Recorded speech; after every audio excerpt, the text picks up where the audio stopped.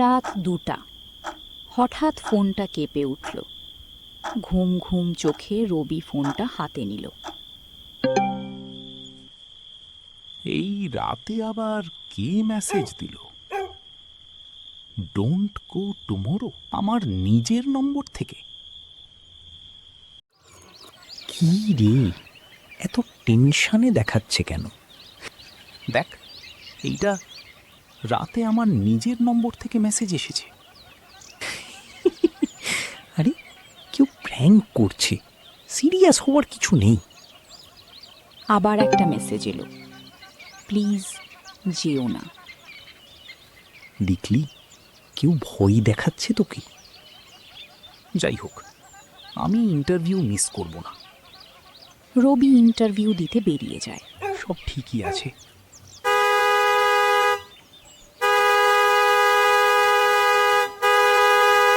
বাঁচাও!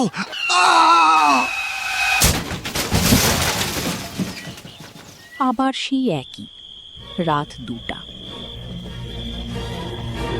না, এটা কি হচ্ছে?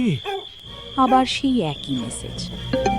আমি আবার ফিরে এলাম।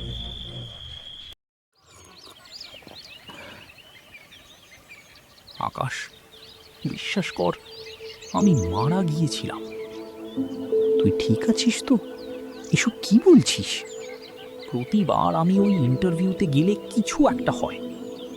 তাহলে আজ যাস না। ঠিক আছে, আজ আমি যাব না। দিনটা কেটে গেল শান্তভাবেই, কিছুই ঘটল না। দেখ, কিছুই তো হলো না। কিন্তু ব্যাপারটা এখানেই শেষ না। রাতে আবার ফোনে মেসেজ এলো, ইউ ফাইনালি লিসেন্ড। রাফি কাঁপা হাতে লিখল, তুমি কি? উত্তর এলো, আমি ভবিষ্যতের তুমি। মানে? তারপর আরেকটা মেসেজ, ইন্টারভিউটা একটা ফাঁদ, তুমি প্রতিবার মারা যাচ্ছিলে। রবি, এটা সিরিয়াস, পুলিশে যাওয়া উচিত। তুমি বলছো একটা ইন্টারভিউ ফাঁদ, আর তুমি আগে থেকেই জানো? স্যার, এটা বিশ্বাস করা কঠিন, কিন্তু এটা সত্যি। স্যার, আমরা রিস্ক নিতে চাই না। ঠিক আছে, আমরা যাচাই করব। তোমরা ঠিকই বলেছিলে, এটা একটা অপহরণ চক্র ছিল। আমি বেঁচে গেলাম।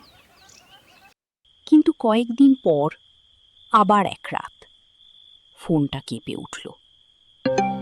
নতুন message, next time you might not be this lucky.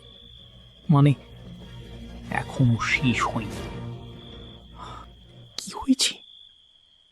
সে ধীরে ফোনটা লুকিয়ে ফেলল। কিছু না,